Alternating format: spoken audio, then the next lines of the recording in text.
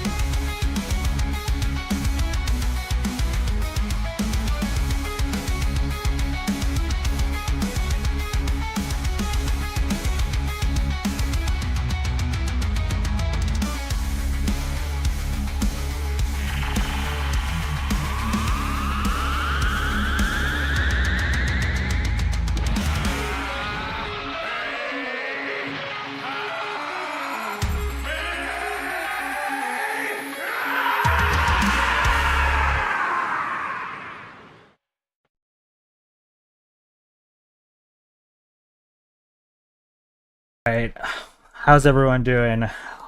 Avius, why don't you introduce yourself to the crowd? I'm Aavius. Yeah, just I fucking pop off. I'm autistic. I go schizo, right? I plan to go schizo tonight. I did a little bit of research, have a little bit of fun shit to talk about, all right? That's about it. That's about all. All right, that's good intro. Good intro. Melanie. Hi, I'm Melanie Cosmic Fox, champion debater, self-proclaimed, of course. And, I'm more of a post-communist, but I do think that communism is better than socialism. So if you think the same thing, maybe follow me on Twitter or YouTube or something. Yeah, You can find me if you try. yeah. I put your guys' I don't try too hard on the links self-promotion. in the title. So if you want to go check these people out, you just click on their name and it'll send you directly to their channel. So go do that. Tonight's debate's going to be about the merits of socialism versus communism. Didn't really give you guys a direction to go with it. I left it as vague so you guys can mess around a little bit. I wrote down some questions if we're too agreeable on a lot of things, but we also know that we have two special judges, which will be able to interject at 3 points during the debate. Each of them are allotted 3 points, so they can jump in here and ask a question or ask for some sort of clarification. But with that, Avius, would you like to start with opening statements? I thought Melanie could start actually. Uh, Melanie, would you like I to mean, I start? can. I just had a massive joke, so Oh, okay. not the If best you would time. like me to go first, I can go first, but you can go first if you'd like. Yeah, I'm gonna start by pointing out that I plan to make an agronomic type argument. So agriculture is the backbone of any society, providing the essential food and raw materials that sustain life and fuel economic development. When comparing communism and socialism for an agronomic perspective, communism offers a more comprehensive and effective framework for agricultural development, productivity, and sustainability than socialism. First, communism advocates for the complete collective ownership of land and means of production, abolishing all private property in agriculture. To be clear, there's some caveats there. I wrote this way early on. This allows for unified, large-scale management of agricultural resources without fragmentation or competing private interest. In contrast, socialism often permits a mixed economy where private farming and markets coexist with public ownership. This coexistence can fragment agricultural planning, reduce coordination, and create inefficiencies in land use and resource allocation. Second, with full collectivization, we enable the integration of agriculture with industry into a single centrally planned national economy, ensuring coordinated investment in mechanization, irrigation, fertilizers, and science. This integration maximizes productivity and sustainability by aligning agricultural production with industrial inputs and societal needs. Third, communism eliminates the profit motive and market constraints that often distort priorities under socialism. Production under communism is often oriented solely towards meeting the collective needs of society, prioritizing food security and sustainable land use over short-term profits. Blah. Socialist systems may rely on official procurement prices and market mechanisms, but it ultimately leads to the misallocation of resources and shortages.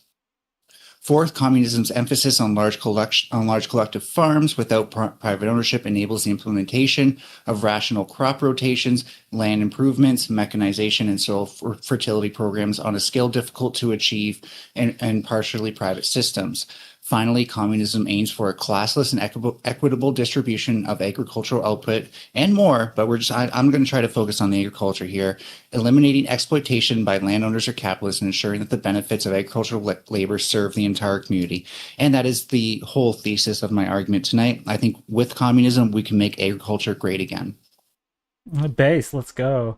Aavius, give us your opening. My argument is going to be very basic and my argument is very basic and simple. Socialism has worked in the past. Communism has never worked. Communism can never work. Communism as an idea is flawed fundamentally, right? When it comes down to the very first socialists, the very first people that considered themselves quote unquote socialists, the quote unquote democratic socialists, they were the ones that pointed out the fact that communism has inherent contradictions that there's nothing to address. People I'm referring to are people like Engels, people like that, right? Going all the way back in the 1800s, this was already fucking established. Now, what do I mean by socialist policy are the only ones that are actually effective? Well, the Great Depression was saved by socialism. Was it saved by good old American socialism? Now, what would be examples of good old American socialism? Oh, I don't know. Unemployment insurance, food stamps, minimum wage. When it comes down to building dams and shit like that, when it comes down to bridges, dams, most of the shit that you drive on today, it was built by the Public Works Administration, right? You probably don't even know what the fuck the Public Works Administration is, but it's the last major publicly funded organization that built shit all across the United States. Now, the other major big thing with the Public Works Administration, it worked with private companies. So not only was this a socialist program going around the country and revolutionizing our entire infrastructure, they were doing it with private companies. Therefore, they were picking winners and losers. That was the government doing it. Look at the Hoover Dam. The Hoover Dam was constructed. With the joint cooperation of 6 different companies in the Mojave Desert that they would benefit from the construction of the Hoover Dam. However, when it comes down to the funding that which built the Hoover Dam, which is the United States.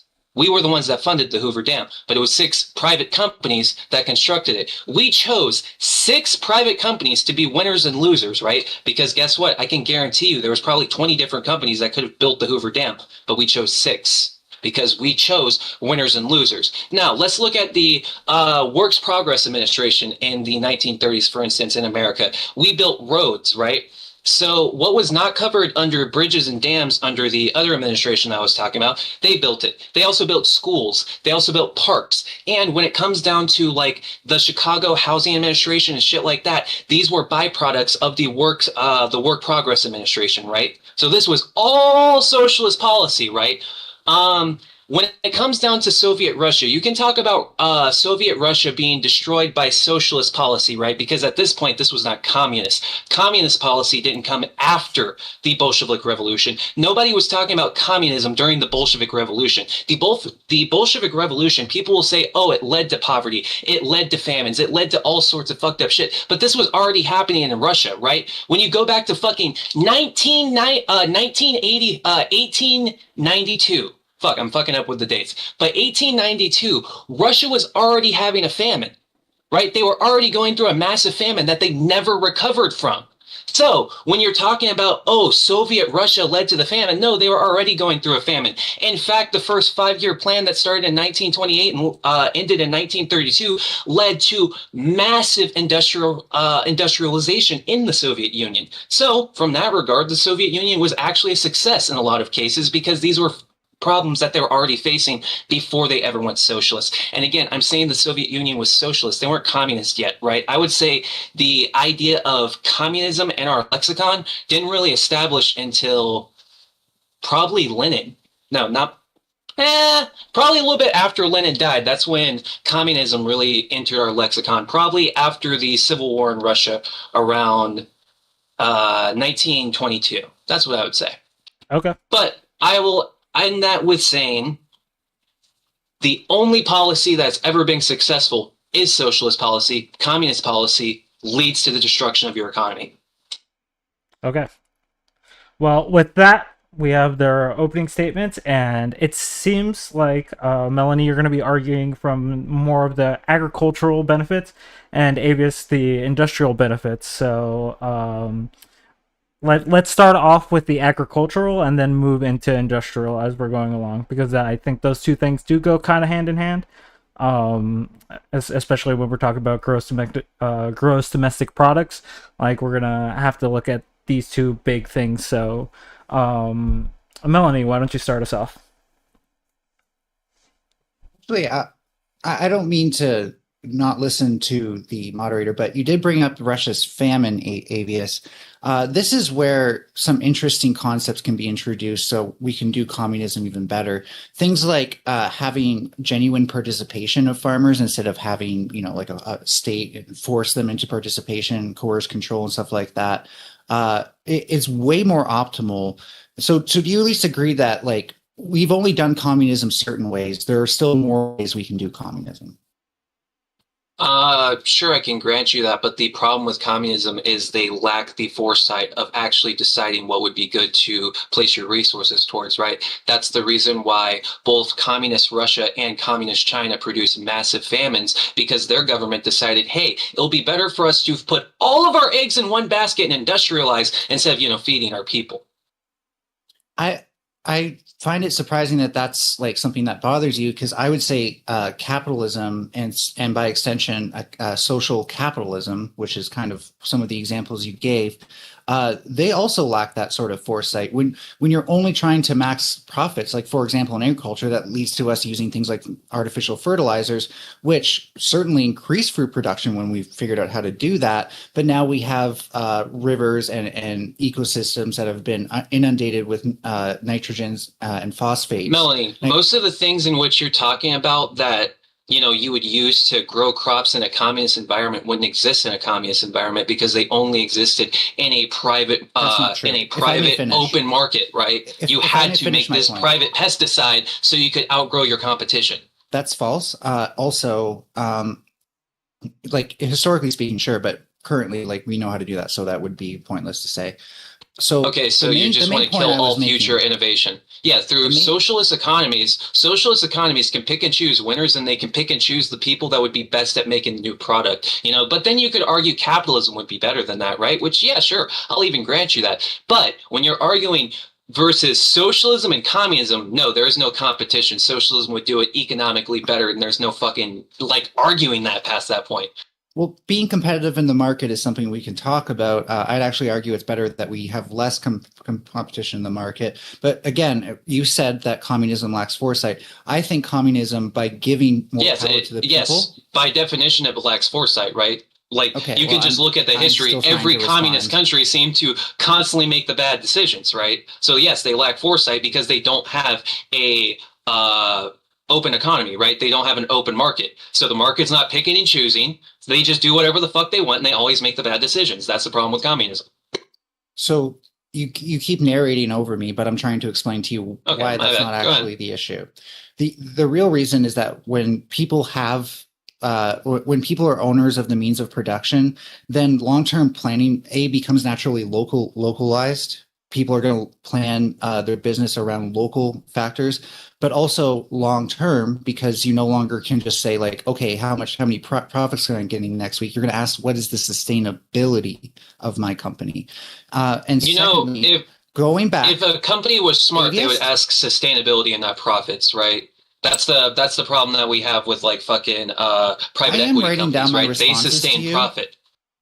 I encourage you to do the same. Yeah, but I'm saying ideally in a capitalist, fucking socialist economy, right? Yeah, you would prioritize sustainability, not profits. Prioritizing profits, that's what private equity does. But it fails at that at the end of the day. So again, going back to lacking foresight. Yeah, private equity does fail at that because they don't focus on sustainability. So I think when we give a profit motive more weight than collective ownership, then what comes out of that is that people who care more about profit don't care about the impacts of businesses on their communities. And we wind up with issues such as highly polluted rivers and stuff like that, which ends up being a generational issue and a generational disease. That I'm pretty sure the Soviet Union drained an entire ocean because of agriculture and because of farming. That's a whataboutism. We're talking about sustainable practices here, and that's clearly unsustainable. So I'm saying the great Soviet fucking agriculture drained an entire ocean. My question for you is, if I could argue to you that communism has more foresight, would that be something you'd be willing to reconsider, or do you have some greater reason for discounting communism? Because as far as I can tell, communism has great foresight since it gets rid. It's called I have the ability to read history books. I have the ability to like read history books and learn from like the past of others, right? That's why socialism is the better ideology when you're arguing socialism versus communism. There is no arguing that, because at least socialism can operate inside of, a public market, right? At least socialism can deal with, fucking private enterprise and private property and shit like that, right? Communism literally can't. So it can, as I've kind of pointed out, for one thing, we don't need private. It wouldn't be communism. We can have private property, but we don't need it. One of the things that private property and communism literally can't exist. Yeah, actually, it can't. So for private property and socialism can't exist. Private property and communism literally can't exist. You could argue private property and socialism even is a contradiction. However, I'm arguing boomer socialism, right? I'm not arguing the actual socialism. We all know what. Since you're just cutting me off, what was my argument going to be for why we can?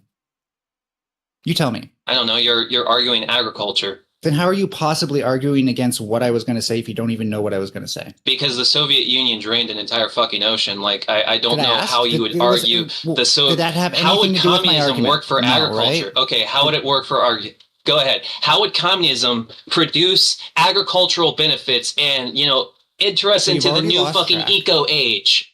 So you've already lost. No, you're arguing that it would be for sustainability. Property. It would be better. Okay, come on, hit me with it. Let's go. Yelling louder doesn't make a better argument. So it kind of does. Sometimes it does. Before you cut me off,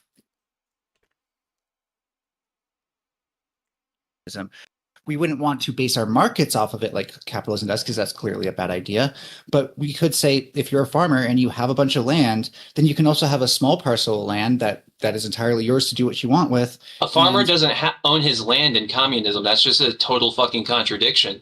So again, no farmer owns land in communism. It's a collective. So again, what I'm saying is, it's collective ownership. That's what communism is, collective ownership, i.e. no private property. I don't think you're arguing against. I don't think you understand the general fucking definition of what communism is. I hate to tell you. Okay, point of order. So let's try to get definitions out of the way so we can get into the discussion. We should have done that before. Yeah. No, I'm trying to make a line of argumentation. If you would stop Aavius from interrupting me for half a second, that would be amazing. So what I'm arguing is that you can have private property under communism, and the reason is that while the majority of their fields may belong to the collective, including that farmer themselves, they could also have a small plot of land that is dedicated to them, and that way they can even make their own stuff that they want to bring to market or for their own family. I do agree that for communism to work, it needs some amount of collective ownership, but we don't necessarily need to say it needs.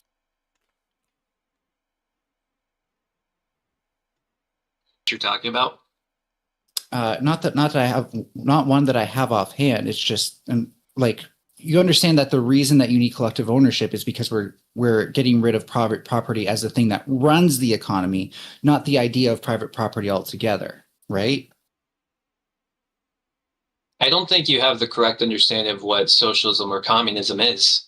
The entire purpose is the collective abolishment of private property. Each person gets what they need. Really? And Is that what more, Marx called right? for? If you need a 3-bedroom apartment because you have 2 Which kids page? and a wife, then you get I don't remember what the fuck page, but yes, that's the entire point of communism, right? Collective action.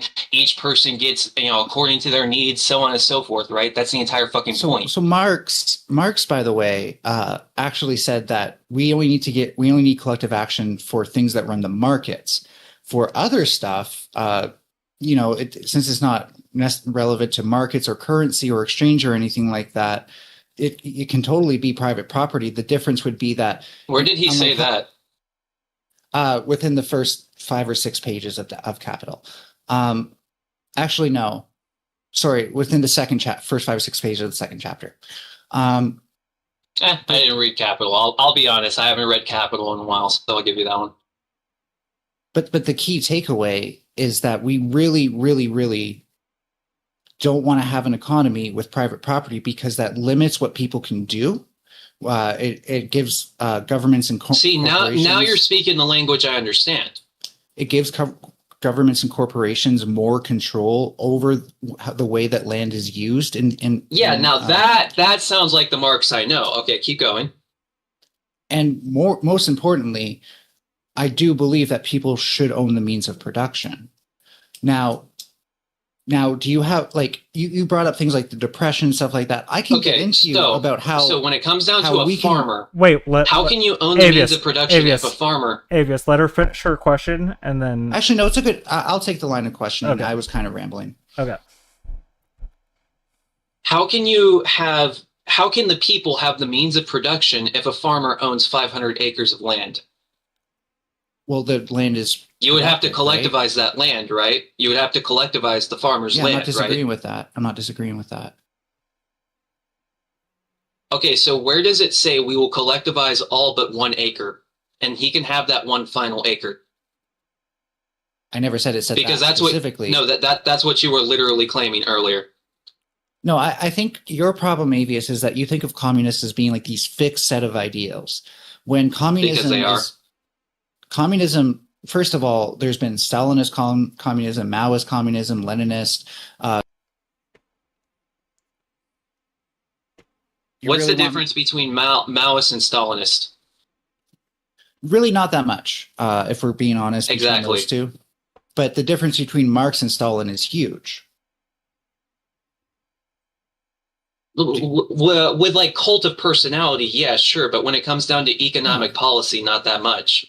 No, first of all, Capital was one of the only critiques of capitalism that actually involved money, unlike any of like what Stalin or Mao believed. Also, Stalin and Mao tend to looked at like scientists like Lysenko and thought that like you could use Lysenkoism to manage your crops, and that ended up being a huge failure. So actually, like a lot of the things you attribute in your history lesson in the intro were misunderstandings of the forces that actually led to things like the communist famine. Part of it is just mismanaged and like trying to force centralized planning on people, which is why I think we can learn from that as communists and think, well, maybe we don't need centralized planning, maybe decentralized planning makes more sense. How would that work? Well, again, collectives, right? So a collective is not just like a group of people in a political system. It's a group of people who make decisions on behalf either of themselves or another group. And in this case, I would say for themselves, where the decisions that are made about, the place where you live are made by you, not by an overarching How would government or this something work like in a that. practical sense?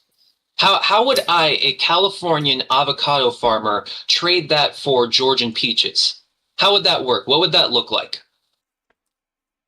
Well, you have you ever been to a farmer's market? Okay, so you're telling I have to take my avocados and like they have to take their To the peaches and we have to market. meet like in the middle? We have to meet like in You both have to take them to the fucking market. Dallas, That's actually Texas. That's what we have to do? yeah, you both take them to the market. That's actually humans have been doing that since we started trading anything. Oh yeah.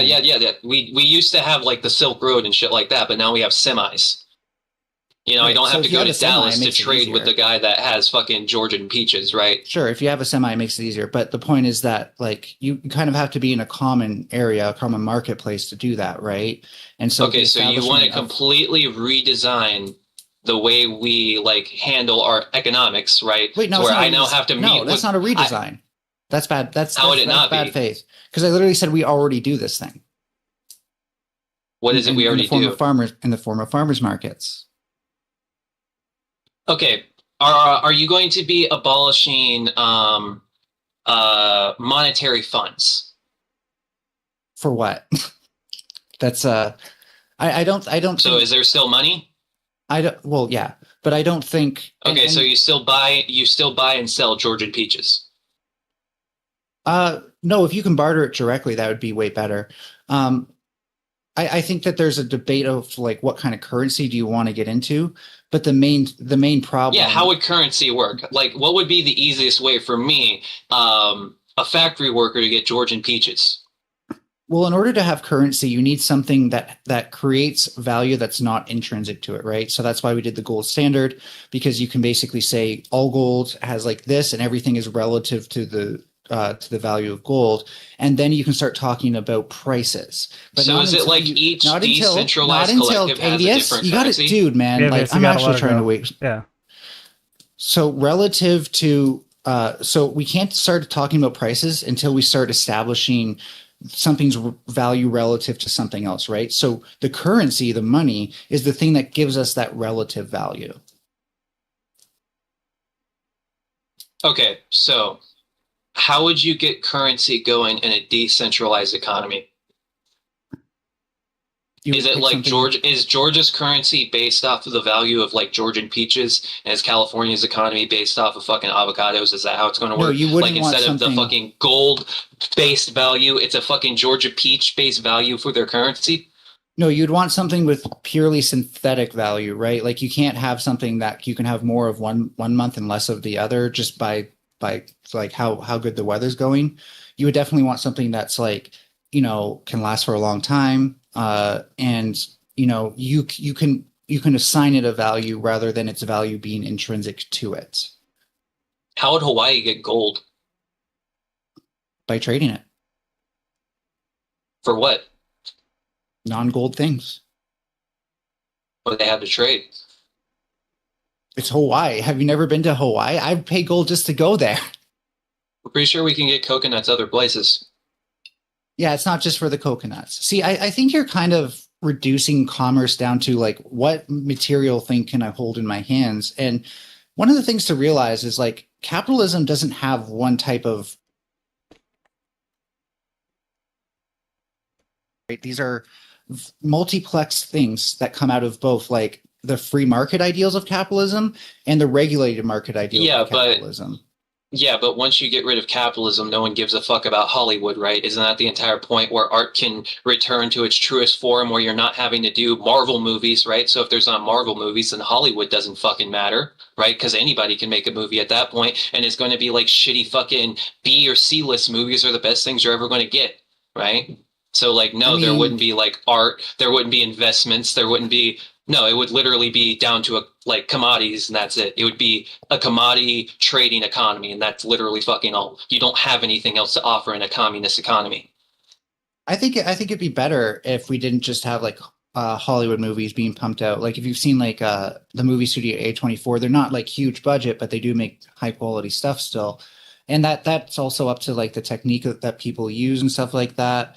So I don't think it's that simple. I think it might even be better for our culture to move See, away this is why from. this is why socialism is better. You can still have Marvel movies and you still get the shitty fucking B-list art films, right? This is why socialism is a better ideology. I hate to tell you. But it doesn't address any Both of the people can be happy. But it doesn't address any of the inherent contradictions of capitalism. What are the inherent contradictions? Well, for one thing, the idea that the profit motive will regulate things is probably heavily misguided because that being self-regulating, the idea of human greed being self-regulating totally just, ignores positive feedback loops. Then there's the idea that of how we handle natural resources. Right now, we see natural resources as being basically useless because we can't commodify them. Under communism, there would actually be an ecological value that we can attribute to these things because you like going to the park, you like breathing fresh air, you like having clean water to drink from. Well, that's what ecosystem services provides, aka that's the value of the forest and next to your city. So, but who maintains the parks? You would, and why would I care? The same reason you want to have clean parks. But here's the difference, right? But my neighborhood is shitty. But Aavius, here's the difference, right? If you wanted to clean a park right now, you'd have to buy all communism.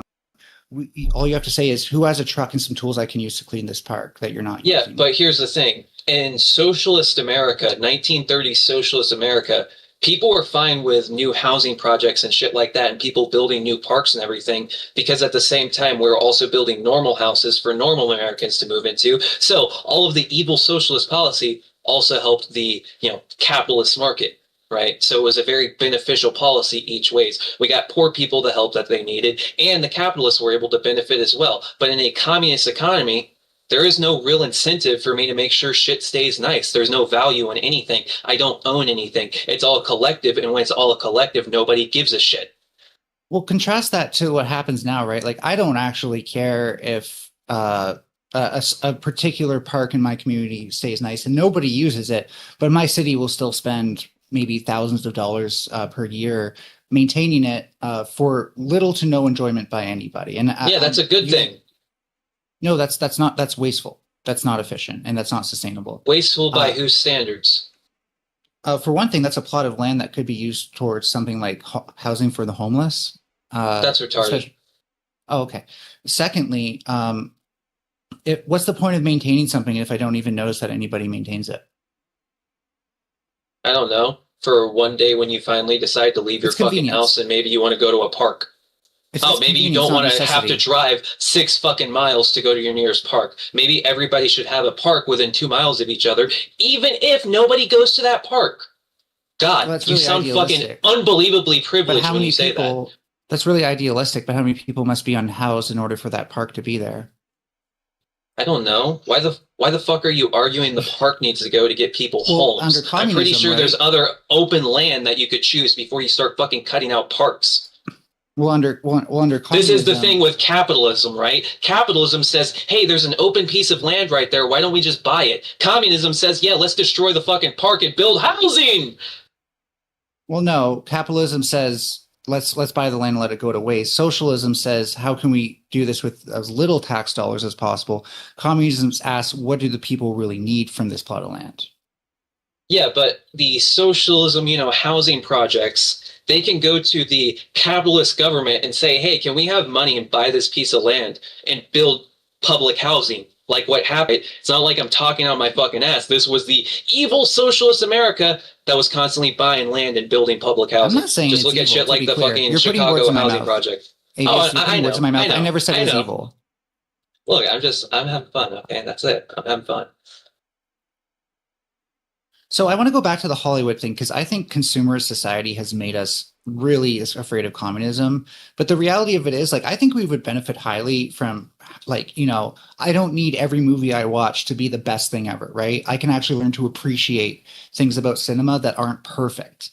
And this will take us away from a sort of just to use a buzzword, a bougie society where we care more about materialistic, superficial things.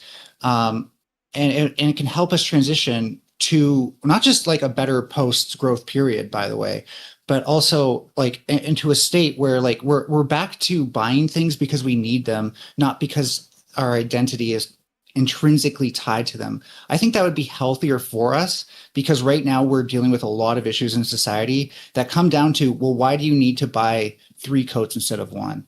And most people are not willing to address that, who are actually a part of the problem. You think this is a capitalism problem?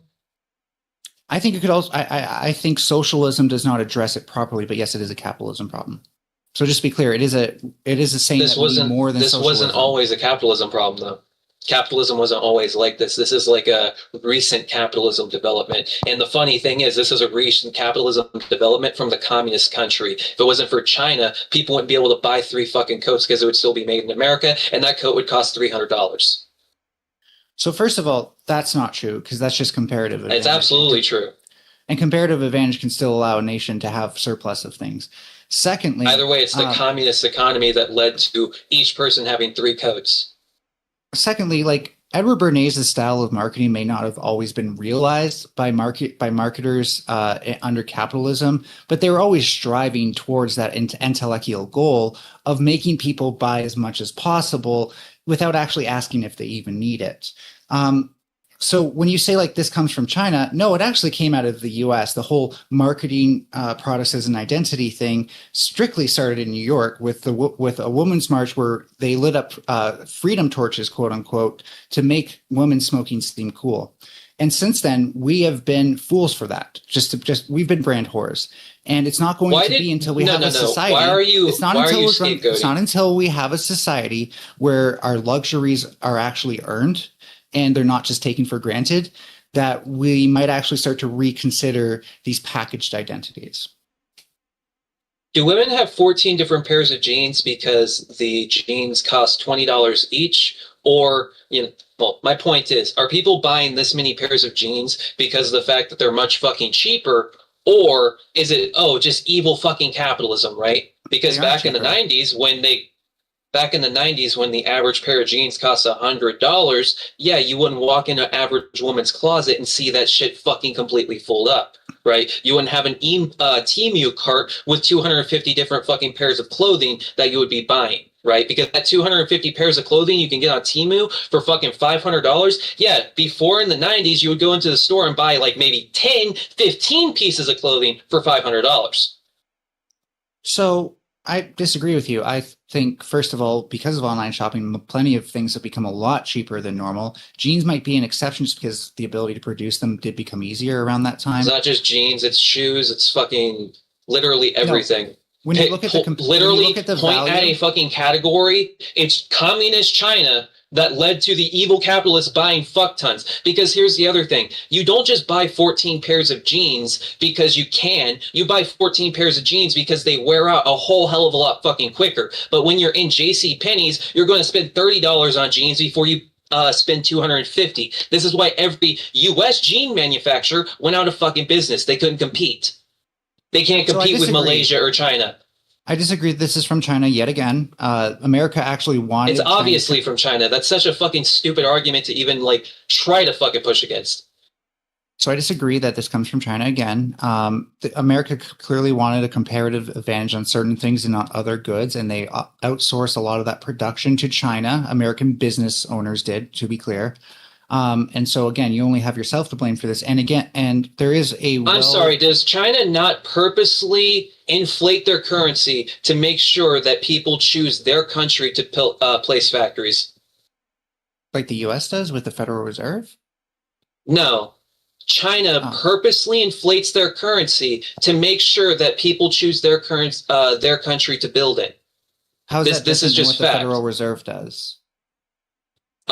It's different in the fact that I believe the Chinese makes it like a fucking 100-to-1 conversion rate with the United States dollar, or it's like something crazy along those lines. They tell their Federal Reserve it's never allowed to get past this point, so we always choose them to make our fucking Nikes. They're literally inflating their dollar. Proportions. Sounds like they do the same thing in different proportion. And no, they're doing it worse than we are. Literally, if it wasn't for communist China purposely diluting their funds, we would actually be able to have the $200 jeans, right? You wouldn't be able to buy your $20 TMU jeans. It's your no, it's the communist politicians that are purposely fucking their people over and saying, "Yeah, we don't care if you're slaves." Single argument, so you're just going to cut me off. Okay, so go ahead. Go ahead. It's your capitalist politicians who say it's okay that China does that. Let's keep trading with them. How did the capitalist politicians force China to overinflate their currency? I never said that. I said that they're okay with it. So again, we need an end to capitalism, and communism is the better end to capitalism. Really? Because communism is the one that's slaving out their people for the capitalists. When has Marxism ever done that or advocated for that? I guess Marxism, but I thought we were arguing communism. Communism and Marxism are two completely different things. They are not completely different things at all. Yes, the fuck they are. What the fuck are you talking about? Marxism is a form of communism. Okay, so what did Marx say about collectivizing a government? Because the last time I checked, communism is the one-party authoritarianism. Marx didn't say shit about that. He didn't say what the fuck it would look like when the people actually collectively decide to form a government. So Marx said that we should, again, be very critical of private property because of the way it changes value. Yeah, exactly. He didn't say shit about how to form a government. Yeah, he just tried to fucking scapegoat out of that. Yeah, well, Marx first of all, Marx was an economist. Marx was an economist. Yeah, so he never said any. Yeah, so communism, the one-party part, yes, that's what communism is. Yeah, sure, it's Marx down to some of the economic ways they view it. However, when it comes down to how they actually do those policies, no, there's nothing that Marx said of how to actually implement those policies. How those policies got implemented were communist. You're arguing communism, not Marxism. So communism is an economic system, to be clear. It's not a political system. No, it's a political system. No, it's a political system. No, it's an economic system. It's a political system. Okay, so collective ownership and state leadership. That's one of the tenets of communism. I'm pretty sure Marx agrees with that. Do you have any issue with collective ownership? We're going to go through these one by one. What do you mean? Well, yeah, absolutely. I have a problem with collective ownership. What specific? Doesn't work. Historically, it just doesn't work. But that's not. Yeah, can you expand on that, Aavius? Can you point to me one country that actually had a successful version of collective ownership, whether it was fucking Argentina, Venezuela? Mondragon Corporation in Spain. Mondragon.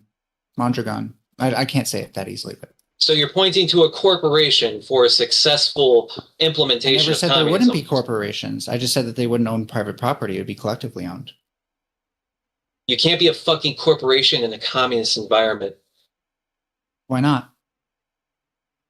That's like saying I'm bleeding and I'm just swimming in fucking piranha-infested waters. No, it literally can't exist. Communism literally says the abolishment of private property. You can't have a private corporation without private property. What the fuck are you even saying? It'd be a public corp. It'd be collectively owned. It's a public corporation. Yeah, that's socialism, not communism. Yeah, that's socialism. That's what I'm arguing. No. Yeah, collectively owned is socialism. See, socialism doesn't say we should do that entirely. It still leaves room for private entities, thus giving you a mixed economy, which in my opinion is not strong enough to actually yes, if you still have if you have a collectively owned company, that is socialist operating in a capitalist economy. Well, again, this is something that communists and socialists have in common.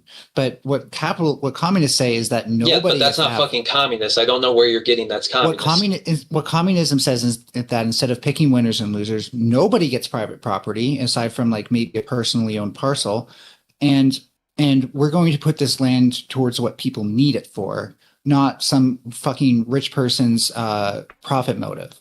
Socialism doesn't have the ability to stand up to that. Yes, it does.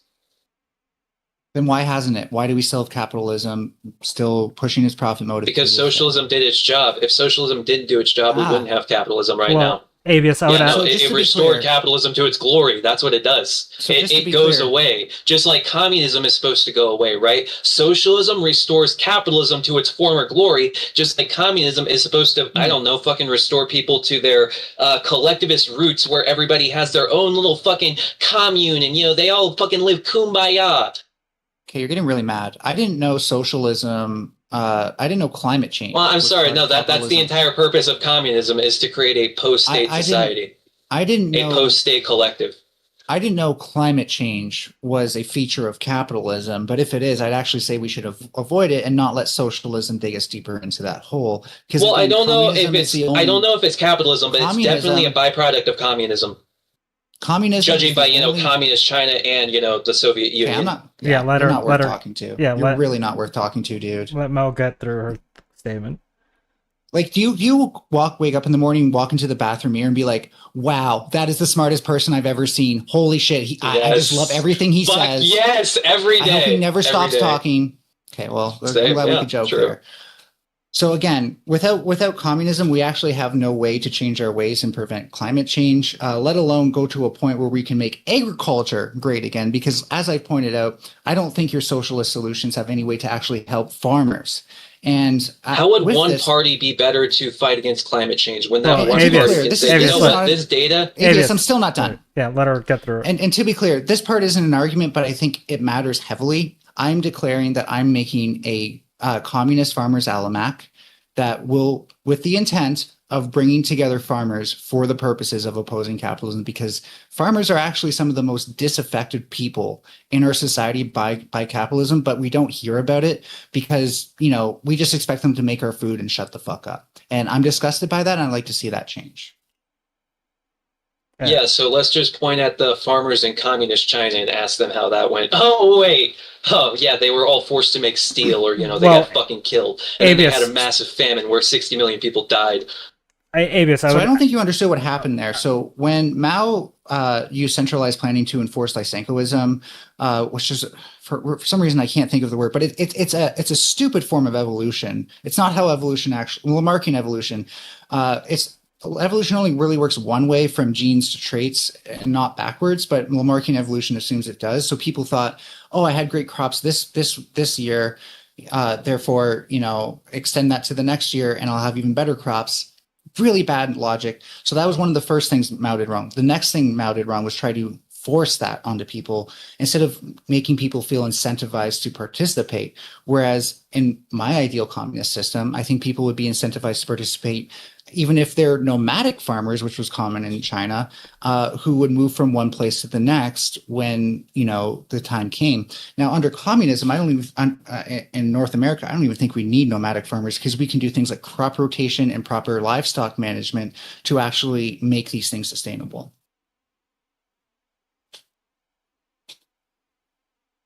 When it comes down to farmers in the United States, all of their land would get collectivized.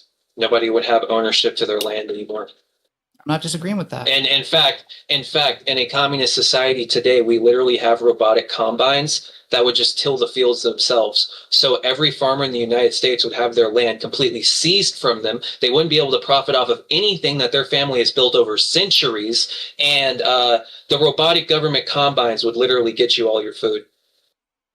So all I'm saying is that if you, first of all, I've already addressed the idea that there would be no private property. There would be, but we wouldn't treat it like something where you can buy it or sell it, finance it, and all this stuff, or get that based on it. No, it's just a plot of land. You can grow what you want on it or build what you want on it towards your own ends. And if you need a profit motive that badly, you can have it through that. See, you're full of shit. However, with the collectively owned lands, I believe that there's some degree of entitlement, right? If you're feeding 100 people, then it's reasonable to say maybe you get 1% of it because you're part of that 100. And so so I think one of the most important things of a new communism, a better communism, is making sure that the things that people produce go to them first until they no longer need it. Whereas in Mao, with Mao and Stalin, they really just wanted to wage their wars and have people be the producers of their war machine, which ends up being a really bad idea if you're trying to sustain a population. Melanie, you're full of shit. All right. You were trying to pull all of the poor farmers in a capitalist economy, right? The reason why I support socialist policy is because socialist policies have historically made sure those farmers don't lose their fucking land, don't lose what their families built for fucking centuries. I.e., you just said you would take it from them, the same that the evil fucking capitalists would do. So there is no difference between you and the evil fucking capitalists. This is why I support socialist policy. The socialist policy would ensure the farmer didn't lose their fucking farm. Aavius, I thought you said that capitalism Capitalism will pick winners and losers, though, Avius. Capitalism will, but Aavius. When did I say that? In your intro, you said winners and losers are picked. Like, for example, the Hoover Dam. Some companies got to make it and some didn't.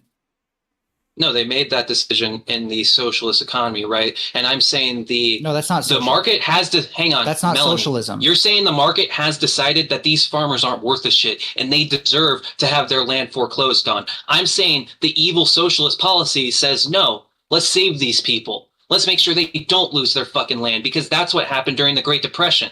Okay, Aavius. The construction. I just want to point something out real quick. Go. The construction of the Hoover Dam was not socialist by any means. You could see it as having socialistic ideals behind it, but again, we're talking what you're actually referring to is something that was built in a regulated capitalist economy, and not all capitalist regulations are socialist. So I think that's only at best partially true. Yeah. Aavius, what mechanisms of socialism would you be using to address what Melanie's saying about the farmers to achieve the same type of goals that she's trying to achieve? Or would that even be feasible? Government bailouts. Socialist government bailouts. Literally make sure that their fucking farms can't get foreclosed on. Some of these farmers, they have outdated technology that's like fucking 30 years, right? They have a 30-year-old combine that doesn't fucking work. Let's give them government loans to where they can buy a new government fucking, not government, but they can buy a new combine, shit like that. That's what I'm proposing for evil socialist policy. Yeah, we help these people the fuck out. Okay, so that your to be clear, that would be through terrible. the government.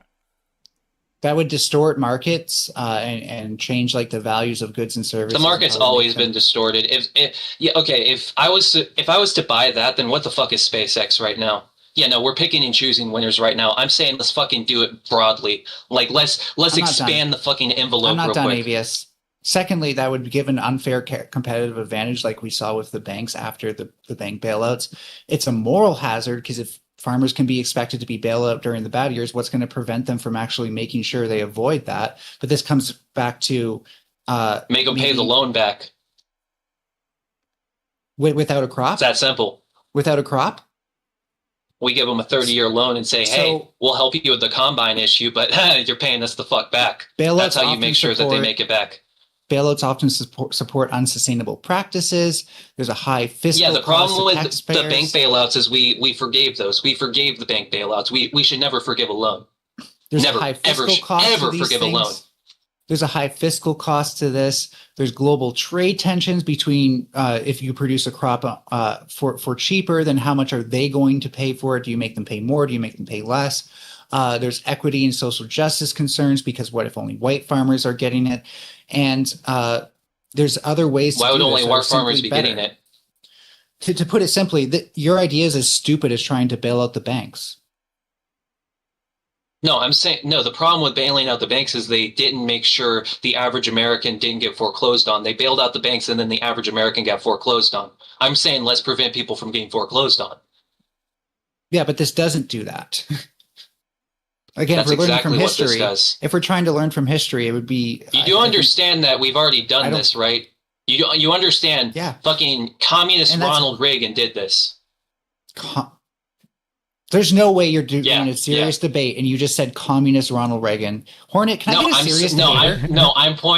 I'm just pointing out that even communist Ronald Reagan passed forgiveness on farmers, right? Passed forgiveness on their fucking tax liabilities and shit like that. Yeah, that's what I'm talking about. This isn't like new revolutionary policy. Even the fucking Republicans in the 80s could do this. Can you give me one quote that Ronald Reagan said that's exclusively communist? I'm not making the positive claim that he's communist. I'm saying that he even did this policy. Even the Republicans did this policy of forgiving farmers, right? But that would be socialist policy.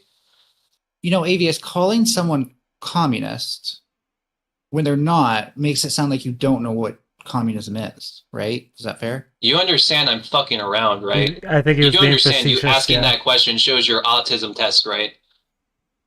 I'm just saying, I can you define the difference between communism and socialism for me? There's not really a definable difference. Oh, wow. In fact, you can literally look up the definition of communism and reference socialism inside the definition. So, by the way, folks, in case you're wondering, communism actually takes socialistic principles and applies them to a new economic theory instead of trying to make capitalism work as a aging, dying theory where we realize we What? probably Hang shouldn't on, do that Melanie? anymore. Oh Wait, God, wait, wait, Melanie. wait. When in socialism even mentions capitalism? When in socialism even mentions capitalism? Plenty of socialists do, by the way. In fact, No, Marx in the did, definition, you dumbass, Marx because you were Marx just writes pointing out that about the socialism. definition says something about capitalism. So what in the socialist definition No, it says didn't. anything about capitalism? No, that was your That talking that point, was the not mine. positive claim you just made. No, it wasn't. So again, No, the only one positive claim that I've been making is socialism is better, right? Just economically, fucking historically, no matter what, no matter how you fucking look at it, socialism is better because at least socialism can work within a capitalist economy, and you're never you getting think anywhere without socialism and capitalism. communism Well, is the same thing, so I don't even know why you're doing this debate. Question for both of you. What would be the... I don't think they're the same thing. Wait. Question for both of you. What would be the differentiating principles that would separate these two terms? Communism is one party communism is seizing the means of production and holding that in a one party environment and a one party economy. That is what communism is. Socialism is controlling the means of production. Socialism is standing for the people, pushing for equality, and trying to control the means of production. Then Okay. communism is doing that, but with a one party economy. Okay, Melanie, you? So I would say communism is socialism, but better. So socialism wants to have collective ownership. Communism wants to see that taken to the point where we have a classless, stateless, and possibly moneyless society, although I'm not going to argue it that far. True. Yes, true. So, and under socialism, key industries would be owned by the public or the state, whereas communism, it's collectively owned. And the goal of socialism is to reduce inequality, whereas the goal of communism is to have true equality. Okay. So, would these economic policies lead into each other in any way, or what would be the principles behind that? Well, I think Communism literally doesn't exist without socialism. I literally see socialism as a stepping stone between capitalism and communism. Communism can't exist without... No, it absolutely is. Communism wouldn't be called communism. But Melanie, explain why capitalism, why in the definition of communism, it explains that communism, post-communism is a socialist society. Can you run that by me and explain that to me? You just said post-communism. Why within the definition of communism, it says communism is achieving, That's not the definition. post-communism is a socialist society. Why do you keep let me saying pull up the post-communism? definition. You realize that post-communism and communism are different, right? Yes, post-communism. Yes, the definition of communism is to have a communist society to achieve socialism, right? A post-communist society achieves socialism. Okay, so this definition I'm about to give does contradict something I said earlier, so I'll take the L on that it also calls it social, political, and philosophical. But communism is a social, political, philosophical, and economic ideology that aims to create a stateless, classless society where the means of production are owned communally and all goods or services are distributed based on need. Now, where does that say socialism? Let me find the definition. Let me see if I can pull it up. But no, that doesn't say socialism, and I'll give you that. However, collective ownership, all of that is socialism. Literally, you just you said socialism without the word socialism, so that's all you did. I started my debate started this definition with communism is socialism, but better. Which one was the first ideology? Was it Marxism or socialism? Oh, socialism for sure. Marx was relatively late as far as like other communists go.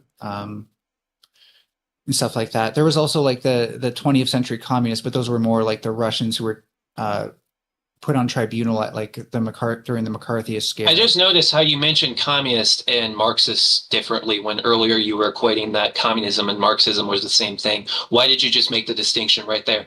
Because not all communism is Marxism, but all Marxism is communism. No. Just like, no. Okay, That's the best why not no? That's why we're just arguing like different fucking political thoughts, but no, communism is not like Marxism, right? Like, yes, they share the like same shit. However, you don't normally hear someone saying like, "Oh, I am a Marxist," right? If anything, they would say they're a Stalinist or something like that. That's because there is distinctual differences within Russia. right? And the distinctional differences is the fact that Marxism never brings up how do we distinguish? How do we have the proletariat take control, right? Communism did say that, right? And when it came down to the communist society, when it came down to Soviet Russia, you had to show party allegiance, right? You couldn't be talking about Marxism because Marxism was showing you're not showing communist allegiance. No, because loyalism is not necessarily communist. You can have capitalist. Yes, but that's the reason why they stuff. wouldn't talk about Marxism, right? Marxism doesn't talk about the state. Communism was specifically about the state and how they take control with the proletariat. That was the difference, right? So you're not going to talk about Marxism because talking about Marxism at that point could be seen as you criticizing the Soviet Union. Well, yeah, because Marx, I would argue, was a better communist, so he has every right to criticize them.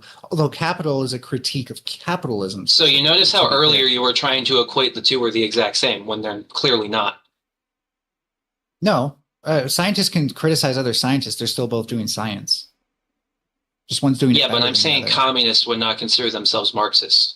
Like, yeah, they are, but communists would not call themselves that. And there are very distinctual differences between communism and Marxism having to do with how do we take control of the political class and the proletariat, right? Because Marx never this is gave like saying a details for that. Jamaican person won't think of themselves as being black. Nobody gives a fuck, okay? It's irrelevant to everything. It doesn't inform us on which is better. So my point is that if you want I would say socialism is the Wait, let her get through her point. Aavius, let her get through her point.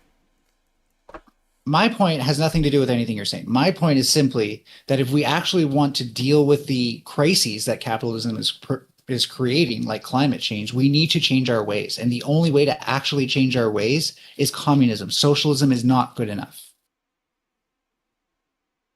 Can you point me towards a single ecological friendly communist society?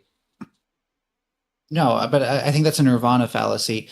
There are plenty of ecological principles that align with I can point you to plenty ecological friendly capitalist societies, so why can't you show me the same for communism? Oh, I disagree that they actually are. But no, communism actually they're definitely more green than any fucking communist society you could point towards. Yeah, when you look at the average European country, there's not even a fucking comparison to communism. Because I would argue that capitalism non-existing would be more green than it existing. So communism doesn't exist. But it's definitely more green than communism. Therefore, I could easily argue... Communist China exists today. The CCP exists today. It's not really communist. That's kind of it is for the most part. That's kind of clueless to say it's still communist. But to say, like capitalism... They call themselves communists, all right? That's the issue. They call themselves the communists, so I'm just going to run with it. Like capitalism, you realize capitalism isn't just going to save itself, right? These things that are compounding, these compounding errors are just... You understand that communism isn't going to come in with the fucking, with the saving grace, right? Communism isn't going to do shit. It would make the problems economically fucking worse. Well, like unmeasurably worse. Maybe if you tried to do it, but there are actual people who are smarter than you who have thought of better ideas, and some of those ideas actually... Yeah, and they would get sent to the gulag by someone like me, because people like me are the ones that gain control in a communist society. People like you get sent to the gulags.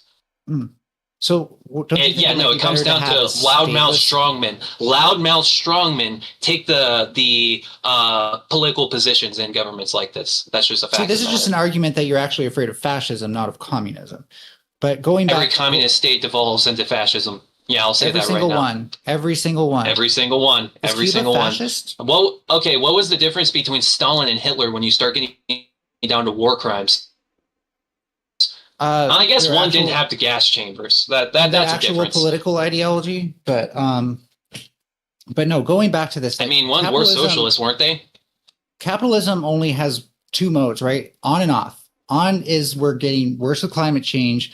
The separation between the rich and the poor is only increasing, and off is just what you seem to think communism is, which is total social collapse. What I'm saying is, once the capitalism as a system starts to fail and starts switching itself off, we're going to need something that isn't just capitalism 2.0. We need something socialism. Something different. Yes, we need socialism. We need populist socialism. No, socialism is capitalism 2.0. Because you don't get rid of the Great New Deal worked. Private property ownership. You don't get rid of you don't create collective ownership. none of these things. Why did the Great actually, New Deal outperform Soviet's 5-year plan? Aavius, I'm still not done. Why did the Aavius, socialist Great New Deal outperform? Ask the question after. The things that you're scared of are things like a state being taken over by a dishonest actor, or our economic system not being run accordingly, or being run properly.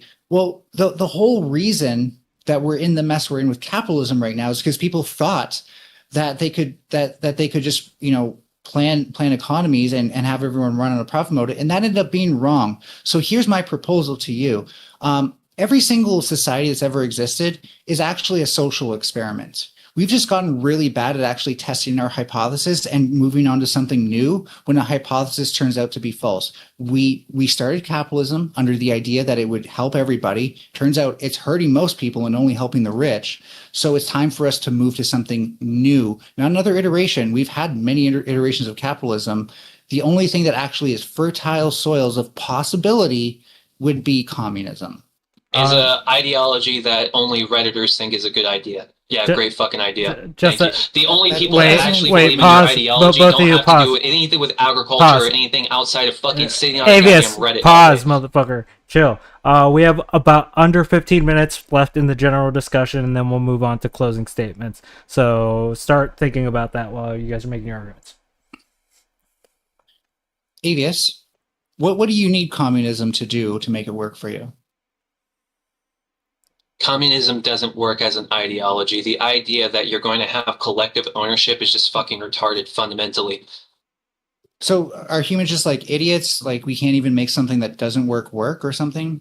No, we like value. We like value in things. Thousands and thousands of years of us placing value on fucking gold and then trading gold for fucking rice and salt and whatever the fuck else. Yes, we naturally place value in things, right? And then we created currency to modernize the trading of value. And you just want to fucking redo the entire system and go back to fucking level 1 Egypt collective style. It's fucking retarded. No, we can still have all the technologies we currently have. I find it funny that like you think that like it's inherently broken, but I'm arguing right now capitalism was always inherently broken, but we're still making it work according. When did I argue that it's inherently broken? No, I didn't argue that. No, it's inherently broken. I did. Fuck, I do did. some socialist policy. Wait, use your time to use your ears. Fixed. Time to use your ears, Aavius. That I said it's inherently broken when I said it's a failed social experiment. It's a hypothesis that would have tested false if we actually cared about the conclusion of whether or not it helps. I don't think it's a failed social experiment. I disagree with that premise. Okay. So when capitalism was created, what did people think it would do for society? Raise people out of poverty, which it did. No, it didn't. Actually, the middle class is stagnated. The poor are poorer than ever, and the rich are richer than ever. So that's definitely not doing that anymore. You're referring to late stage capitalism, which, yes, is destructive upon itself, and that's why you need socialism. Funnily enough, there's a huge crisis in economics where people are trying to figure out a way to have post-growth capitalism, but not have it collapse in on itself like it normally does after every growth cycle. Yeah, eliminate private equity. No private equity, shit starts balancing out pretty well, actually.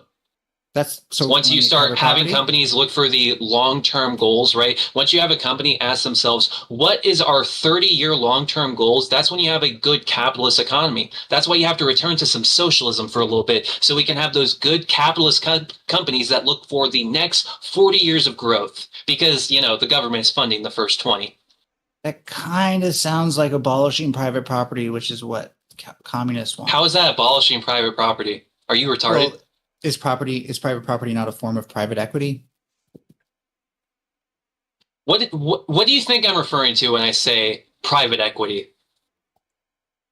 Investments that represent an equity interest. Yeah, when you buy land, private invest. So when Monsanto buys, right? So when the guys Monsanto that bought buys Toys R land, Us. so when Monsanto buys land, is that not an investment?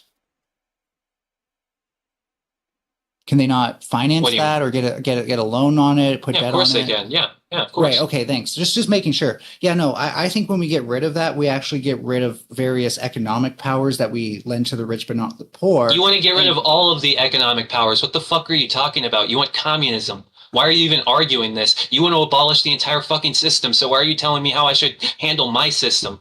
So no, that's not. I think You literally have admitted communism- multiple times you want to destroy the entire fucking system. You want to So take that's a just goddamn wrong. You're crane and wrong. say, fuck you. You're Wrecking wrong. ball, get rid of this shit.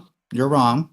Like I said before. Okay, so what is the whole collective ownership bullshit you've been talking about the whole time if that's not destroying the entire current economic system we have? So, as I've said, communism is not a fixed doctrine. You don't need to do every little thing like a checklist down to the perfect T.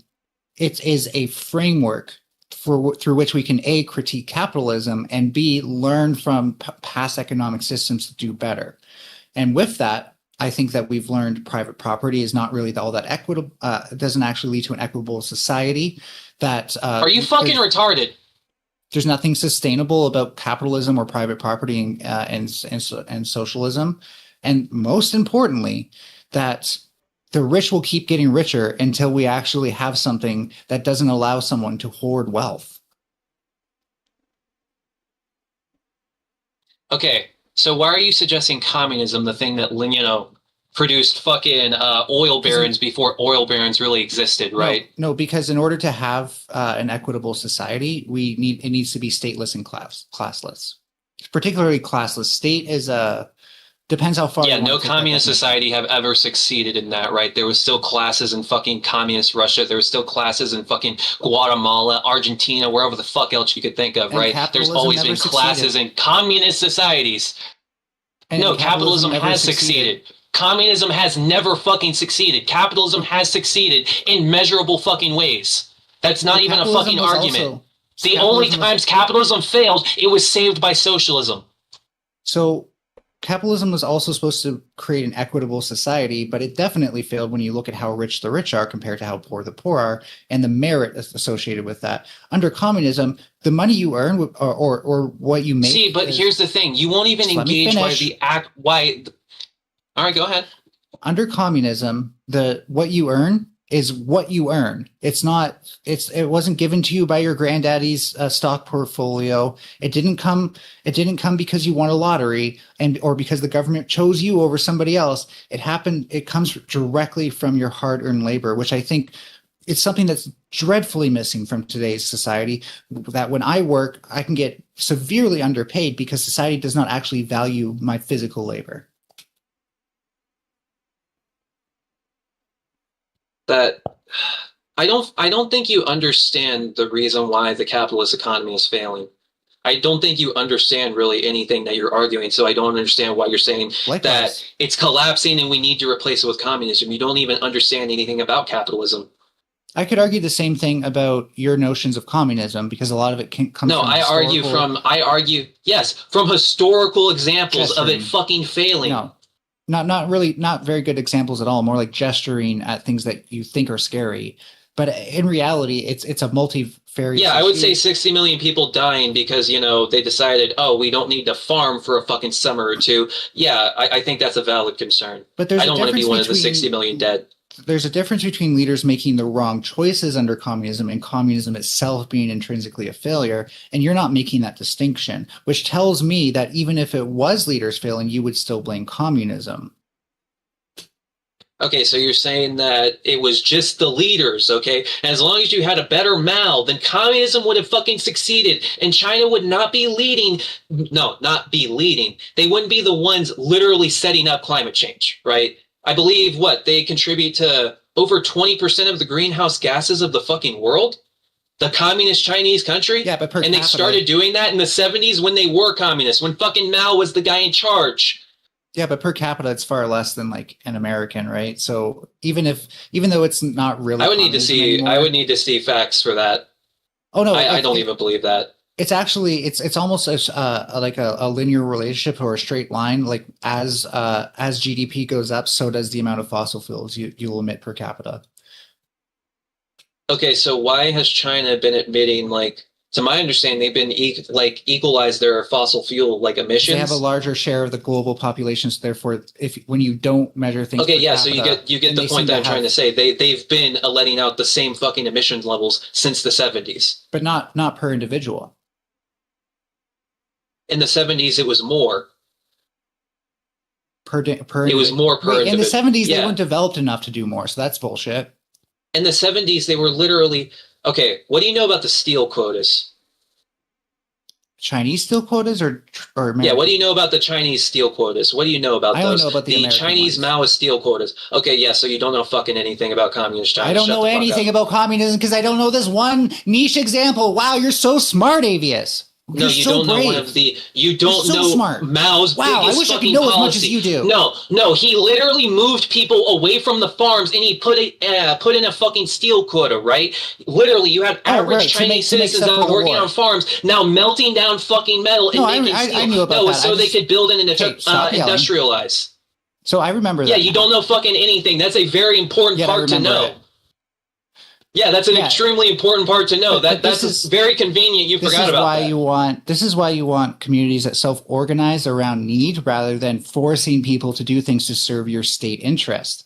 So again, with communism literally being had no fucking idea about. So again, with communism being stateless, it kind of goes against the whole idea of not having a state when Mao's trying to make people work for the war effort and state interests. How did you know I was talking about like the farmers being moved away collectively, right? And like their farmland being taken, but you didn't know what the farmers were sent to do, which was the steel quota. How did you not fucking know that? That's a very valuable part of information. Yeah, so you knew about the farmers. How did you conveniently forget what the farmers were sent to do? So you seem to hyper focus on like one variable. And I'm trying to. No, it's the fact that these farmers were doing something that was ecologically healthy for the environment, and then they were moved over to contribute to awful greenhouse gases. Okay, attempt number 2. You seem to break this down to only one variable. When I'm trying to explain to you that a lot of these things are multivariate. So I agree with you that Mao did that. I also agree with you it's generally a bad idea to do it. However, that's, again, not the only reason communism failed. So knowing that is not the epitome of understanding communism. Now, what is important to understand about communism is that any sort of communist leader who then also enacted the powers of a state really wasn't that good of a communist when you look up what communism actually is. So if you want to keep referring to Mao, that makes you sound You mean Marxism. You mean Marxism. If you want to refer to Mao, that makes you sound more clueless than me. The revolution that came before Mao was communist. Mao was a dictator. What wasn't communist about Mao? That's retarded. What the fuck wasn't communist about Mao? You do understand there's Americans in America right now that fought for the fucking revolution, and they would probably fucking sandbag you for saying that Mao wasn't communist. Such virtue signaling. So cool. No, I'm just saying that there's literally Americans right now that wrote books on this shit that says, yes, Mao is my fucking brave communist leader. We need to do the same thing in America. I've read those fucking books. You should too, so you can actually fucking learn something. You must be a fool for branding because, like, just because he called himself communist and hijacked the communist movement does not mean he was a good communist, for one thing. Okay, but when there's people that were there fighting for it and they still call him communist, then he's probably communist. Or the peak example of communism. So therefore, we don't need to. So they were never communist. We don't need to treat Mao like everything he said was the epitome of communism. Now, I think your understanding of communism is so severely limited that you only understand communism as a bunch of actors. You don't understand its philosophy. I think your version of communism is so fucking retarded, it's not communism. You think you can have private market in a communism economy. No, that doesn't fucking work. You think you can have a corporation in a communist economy. That doesn't fucking work. What does incorporate mean? I don't know the specific definition of incorporate. It means individual elements coming together to work in unison. That's all it means. So a corporation is just individual elements coming together to work in unison. Okay, so why would they use the word collective instead of corporation if they mean the same thing? What specific example are you talking about? Why would they use the definition of collective when you're talking about communism versus incorporate? You said you can't have corporations under communism, which is just false because you seem to think because you can't. Because no, corporations involve private property. It's a group of individuals owning private property, which you can't own in communism. Only if the only way to do commerce is by owning private property. However, if none of them own private property, but they still came together. Yeah, if it's robots picking the avocados, there's no farmer that owns the fields. No, there's still no. Okay, first of all, having robots pick the avocados. You already agreed to this. First of all, having robots pick the avocados doesn't mean that somebody cannot own the fields. Someone can definitely still own those fields. They can even be their robots. Not in the communist economy. You already agreed to this. but that would be more socialist. Yes, a socialist economy would allow But the here's farmers where to you're still have fucking their wrong, fucking idiot. combines. Here's where you're fucking wrong, idiot. Is when you keep saying that nobody owns it. No, it's collectively owned. It means you own it, I own it, he owns it, she If owns it's it, collectively Oprah owns owned, it. no one owns it. No All one right. owns it if everyone owns it. It's that fucking simple. You're actually clueless because that we have completely removes reached the the ownership time from the limit. collective part. We have You're reached the actually time limit. clueless. We have reached the time limit. Aavius, you're going to start us off with your closing statements because Mel started off. So you start off with closing, and Melanie, you go after. You have now heard me and Ninetales autistically spurred for an hour and a half. And you know what? I will own right now, there's been moments where I could have been on my shit better. However, I hope the one thing that you heard from this is the inherent contradiction that Nine-Tailed Fox makes over and over and over again. Over and over and over again. This doesn't fucking stop. The inherent contradictions of communism. The fact that they told us that we can have private property and that we can have a corporation inside of communism when we very well know that is not the fucking case. So, I hope at the very least I made that clear. And if I didn't, that's my L. Based. All right, Melanie?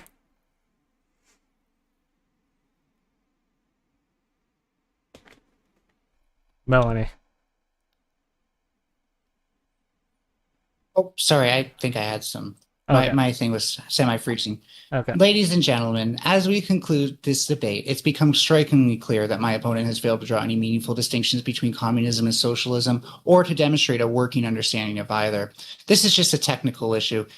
This isn't just a technical issue, it's a fundamental flaw. When we're talking about political systems that have shaped the fate of billions of people, we can't afford to be sloppy with terms or casual with history. So let me clarify what my component could not. Socialism is a broad economic philosophy centered around collective ownership of the means of production, whether through state, through worker cooperatives, or through public services. It allows for democratic control, markets in some cases, and a pluralistic society. Most importantly, socialism is a spectrum. Countries like Sweden, Norway, and even Canada incorporate elements of socialism, public health care, strong labor rights, public education, while maintaining civil liberties. Communism, by contrast, is a very specific, radical offshoot of socialism that calls for a stateless, classless society where all property is communally owned. Now, just to be clear, you don't need to just do that. However, the more you do it, the more you're a communist. In practice, efforts to implement communism, like in Stalinist Russia or Maoist China, have resulted in authoritarian regimes, mass surveillance, suppression of dissent, and in many cases, humanitarian disaster.